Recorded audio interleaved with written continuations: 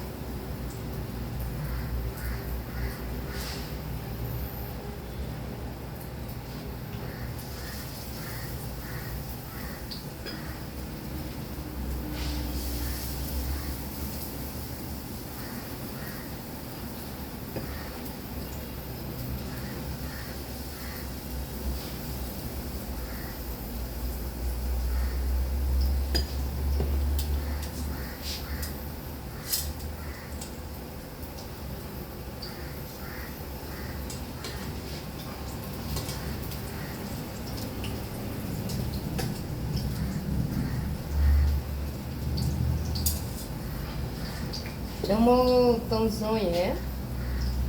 yeast လက်ဖက်စားစုံတစ်ဝက်ရဲ့ချက်တစ်ဝက်ဘုံလောင်းဒီတစ်လုံးမြုပ်ပွားကတစ်ချက်အသားတူလေးသုံးချောင်းနဲ့ပေါ့နော်ဘုံမလို့စားတာ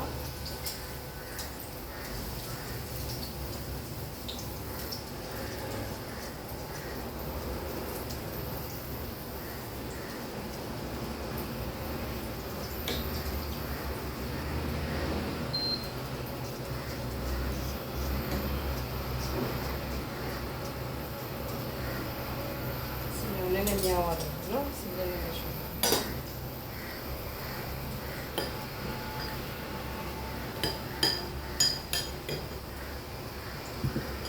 မုန်းနေကြရဘယ်လိုလေးရတယ်လက်ကူအကောင်လုံးရောနေပြီးသွားရင်လေနိုင်ဝက်လောက်နှက်ထားပါရဲ့ဟောက်သားပြဒီလိုလေးရပါတယ်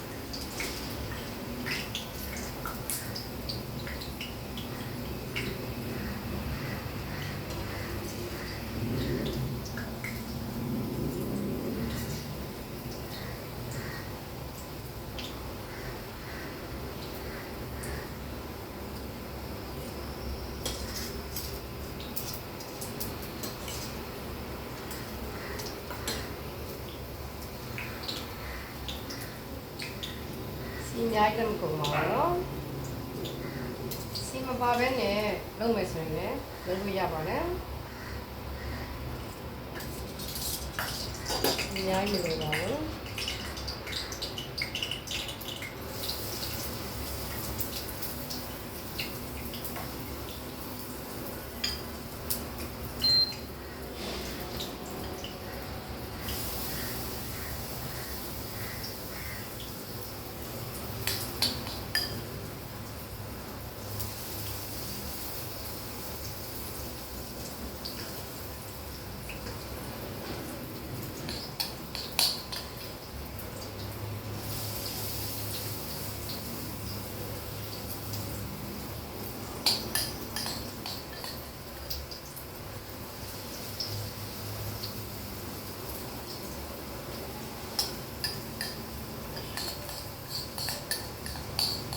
ချိန်စားတော်ရနော်ဒါလေး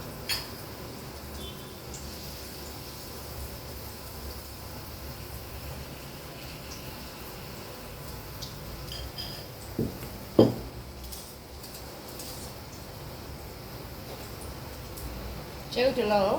ကျုံမသုံးစုံမုံလောင်းဒီတလုံးမြုပ်ဖွားချမ်းဒါဆိုရင်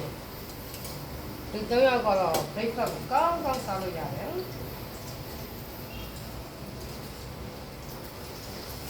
ပြီးတော့အချိန်များကြီးနဲ့ပြေးကြမလို့ပါဘူးဟိုကဒီနေ့လုပ်နေတာနိုင်ဝက်လောက်ကြာအောင်ညှပ်ထားလို့ဒီပေါ့ပေါ့ဒီတိုင်း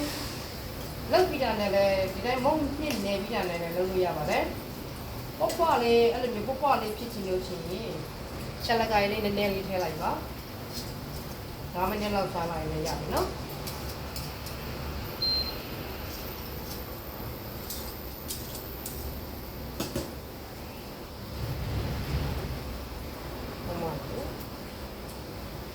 စစ်ပြီလားအားလို့ခြေလေးနဲ့စားမယ်ဆိုရင်စစ်ပြပါလေ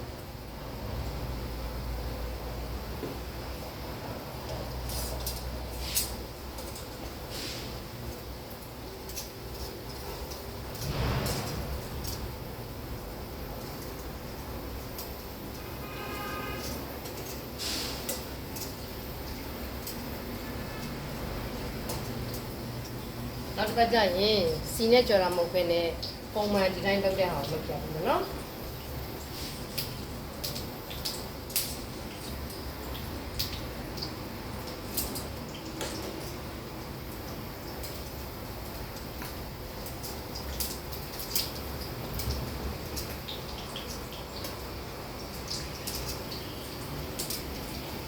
ဟုတ်ပြီကွာ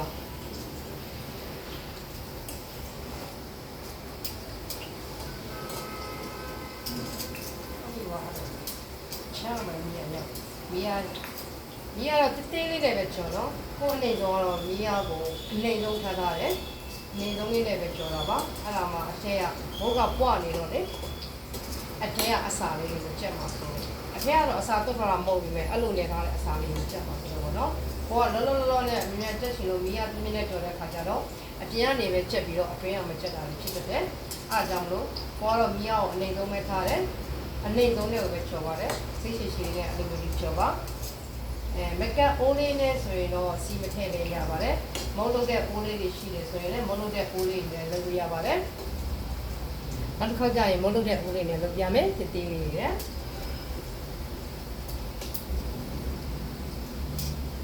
ဆိုတော့ကရပါပြီ